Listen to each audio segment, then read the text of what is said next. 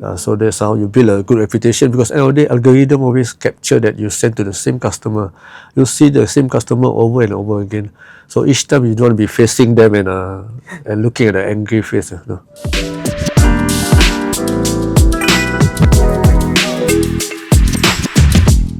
Hello everyone, welcome to LaunchPod, the podcast series where we explore pertinent topics on entrepreneurship in Singapore.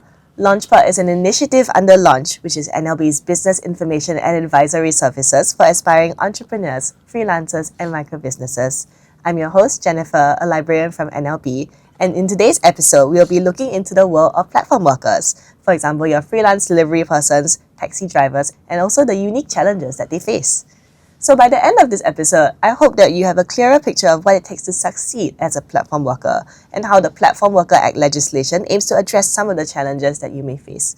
Joining me today is our guest, Mohammad Shaffiee. Hi Shaffiee, how are you doing? Hi Jennifer. Hi everyone. Hello.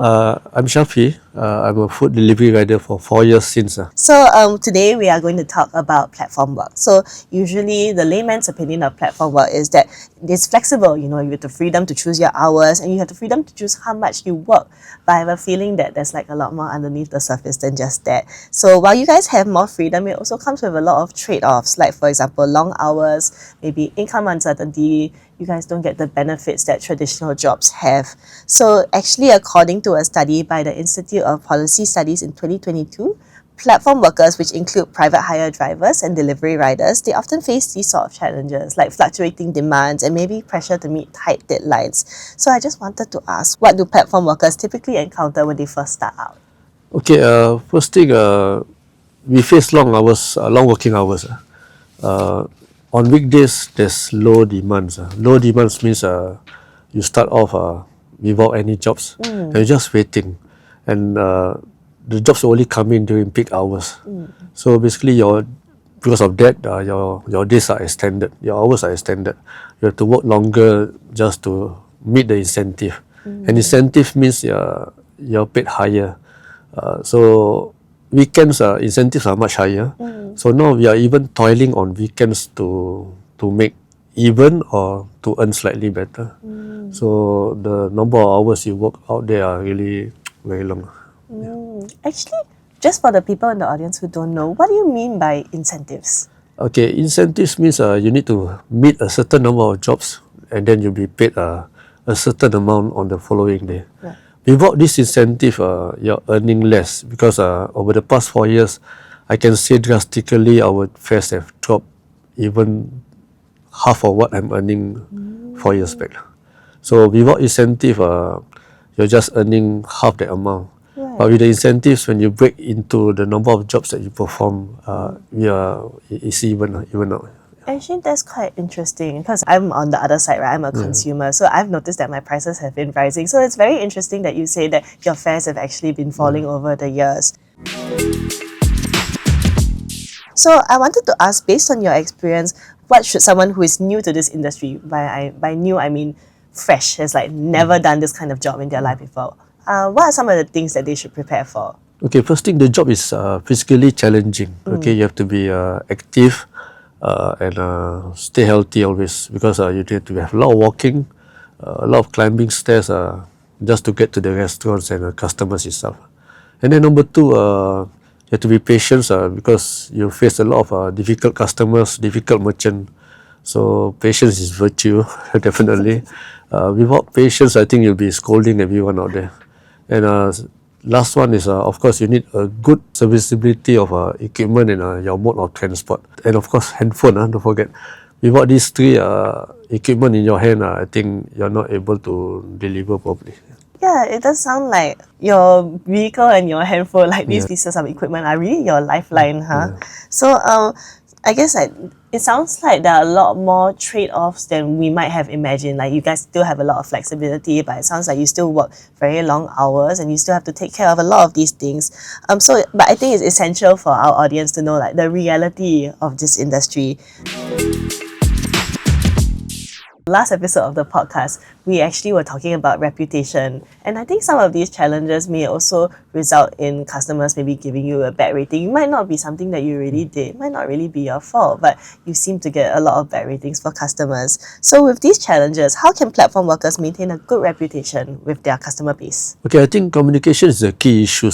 You have to keep communicating to the restaurants in the chat box that you tell them how long you're waiting at the restaurant, why are they taking so long, and you're on the way to the customer itself. And basically, when you reach, you have to take a picture to tell them you have delivered the food.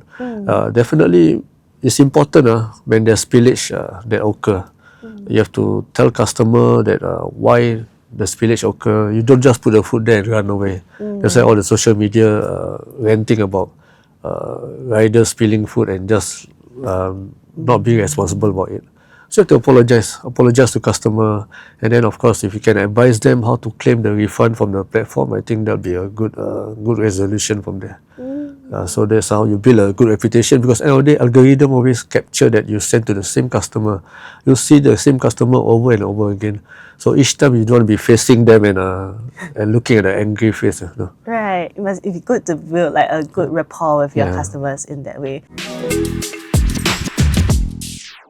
Actually, it sounds like you're doing a lot for your customers. I just wanted to wonder, is there anything that's being done for you? With the introduction of the Platform Workers Act started in 1st January 2025, it means a lot to platform workers. Because the Platform Workers Association represent platform workers' voice in a way. Because each time a dispute happened between you and customers, platform workers eventually got blamed. So before this Platform Workers Association was introduced, I think a lot of them face suspension, and there's no voice to turn to.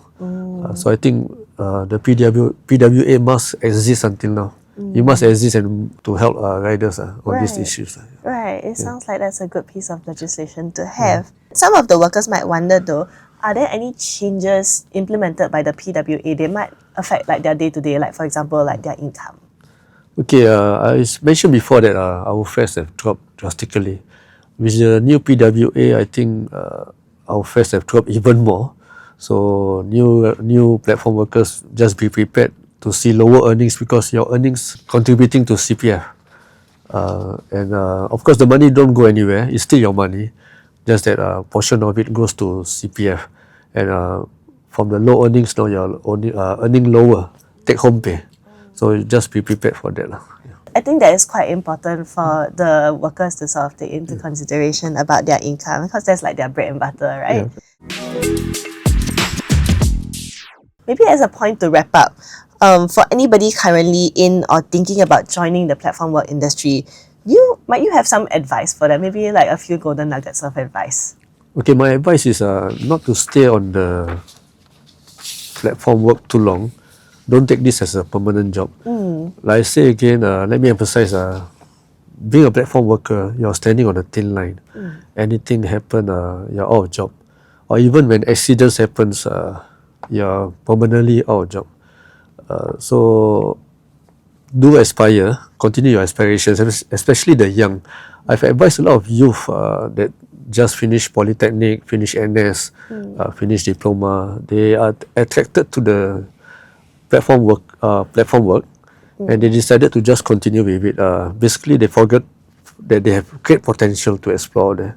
They forget their ambitions. So I always tell them that you go to these polytechnics and diplomas for you to achieve your dreams. Do not forget to set on it. So I always advise them. And then for those who got no choice, those who are aging and retiring and of course need that flexibility, of course be safe, stay active always, and of course more importantly, stay protected with enough insurance cover. Because our job is prone to accident 24/7. And do not forget to join the Platform Work Association if you're not a member yet, because at the end of the day, any disputes, you have someone to rely on to represent you. Right. to talk to the platforms. I think that's important. You might have to build a good networking between other riders. Basically, must build a community. Through the good networking, we always help each other. Right. Example, you meet with accidents, you have these problems to face, how to navigate the app, or you need your tires are punctured. Basically, your vehicles are down. So there's another rider that you can help to deliver the food for you. So basically, a good networking in your community does help a lot. And of course, lots of patience. You need a lot of patience to deal with difficult customers. And you need a lot of focus, a lot of sleep, and of course, a good health. Right. Thank you so much, Shaffiee. We've learned a lot today. So we've learned that platform work offers like a unique set of characteristics, including flexibility in scheduling and also insights on both potential benefits and challenges on this type of work, and also how the Platform Worker Act is a step towards protection and rights for platform workers. So whether you're a seasoned professional or just getting started, please stay informed, stay resilient, and take charge of your career. And just like that, we've reached the final episode of our freelancing series here on LaunchPod. The National Library Board runs an array of programs about career and entrepreneurship, and also registration is free. You can log on to www.nlb.gov.sg/main/what's-on to discover workshops, talks, and discussions that will help you start a business to learning communication and marketing skills. If you are a freelancer, platform worker, or aspiring entrepreneur, do check out Launch, NLB's Business Resource Center, which connects you to the right resources, spaces, and networks. Sign up for our free one-to-one consultation services with our launch specialists, participate in our programs, and visit the launch page. You can scan this QR code or access the link in the description to find out more. Also, please subscribe or follow the LaunchPod series on NLB SG's channel on Spotify and YouTube, and maybe share this episode with anyone who you think might need it. Thank you so much for being a part of this journey with us. Until next time, this is Jennifer signing off. Thank you.